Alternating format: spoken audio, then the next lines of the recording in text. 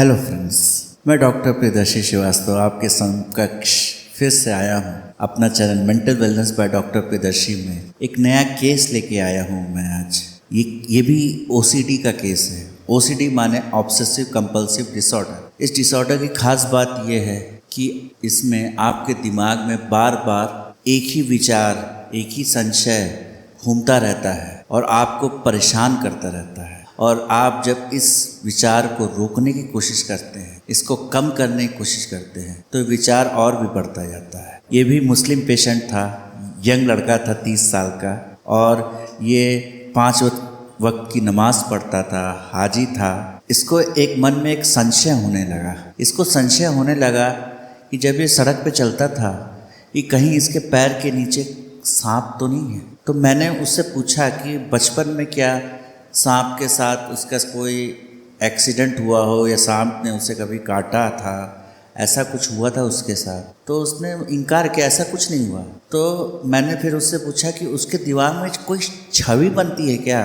तो उसने कहा हाँ, मेरे दिमाग में एक अचानक से एक इमेज आती है कि मेरे पैर के नीचे एक सांप है और कहीं मैं उस सांप के ऊपर पैर न रख दूं। तो उस बेचारे को सड़क पे चलने में इतनी दिक्कत होती थी कि वो बिल्कुल नीचे देख देख के चलता रहता था, इस डर से कि कहीं उसके पैर के नीचे सांप ना हो जाए। इस व्यथा से वो बहुत ज़्यादा ही परेशान। तो मैंने उसका डायग्नोसिस बनाई ऑब्सेसिव कंपल्सिव डिसऑर्डर और उसकी दवा शुरू करी। दवा से उसे काफ़ी आराम हो गया। फिर उसको एक नया सिम्टम्स आने शुरू हुआ। उसको नया सिम्टम ये आना शुरू हो गया कि उसके मन में ये डाउट होने लगा कि उसके प्राइवेट पार्ट में हर समय वीर्य लगा हुआ है।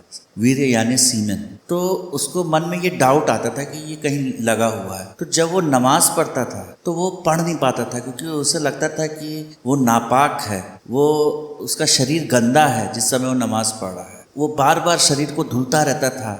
उसे लगता था कि उसके शरीर पे या उसके लिंग पर सीमेन लगा हुआ है और ऐसी परिस्थिति में उसे नमाज नहीं पढ़नी चाहिए। तो इस चीज़ को लेकर वो बहुत ज़्यादा डिप्रेशन में चला गया था। तो बेसिकली ये भी ओसीडी का ही पार्ट था। पहले उसके मन में सांप को लेके विचार आए और उस सांप को लेके इमेजेस आती थी। बाद में उसके विचार चेंज हो गए। वो इस रूप में आ गए कि उसके ऊपर वीर्य लगा हुआ है जिसके कारण वो नापाक है और जिसके कारण वो इबादत नहीं कर सकता ऊपर वाले की। तो हमने फिर उसकी काउंसलिंग की कि ये सिर्फ एक बेफालतू का विचार है जो तुम्हें परेशान कर रहा है। तुम्हारे ब्रेन में एक सर्किट बन गया है, जो सर्किट गोल गोल चक्करघन्नी की तरह तुम्हें घुमा रहा है उस विचार की तरफ। और हमने उसकी काउंसलिंग की।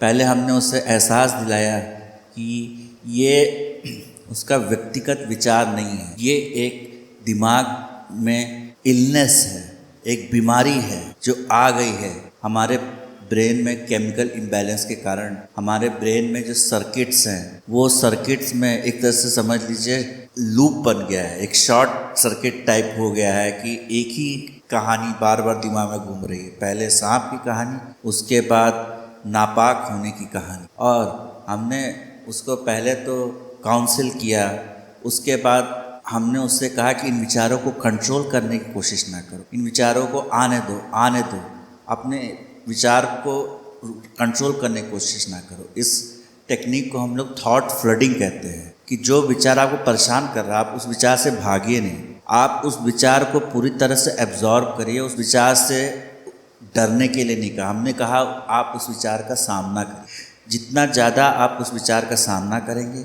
उतना ज़्यादा वो विचार आप पे ऊपर हावी कम होता जाएगा, क्योंकि हम जिस चीज़ से डरते हैं वो हम पे ज़्यादा हावी होती है और हम जिस चीज़ का सामना करते हैं वो चीज़ हमारे ऊपर अपना कंट्रोल खो देती है। तो इस तरह से काउंसिल करके, उसकी साइकोथेरेपी करके, और उसके बाद उस साथ साथ उसकी दवाएं भी चली। दवाओं का रोल क्या होता है कि बेसिकली वो इन विचारों को बंद करने का काम करती हैं। और काउंसलिंग का रोल होता है इन विचारों के साथ कैसे जिएं, इन विचारों को अपने ऊपर हावी ना होने दें, उस रोल में काम करती है। हमारे सोसाइटी में बहुत से लोग अपने मन के विचारों से परेशान हैं, तो उन्हें डरना नहीं चाहिए, उन्हें खुल के सामने आना चाहिए, प्रोफेशनल हेल्प लेनी चाहिए, मानसिक रोग विशेषज्ञ से डरना नहीं चाहिए और सकुचाना नहीं चाहिए, किसी बात को लेकर गिल्ट नहीं रखनी चाहिए।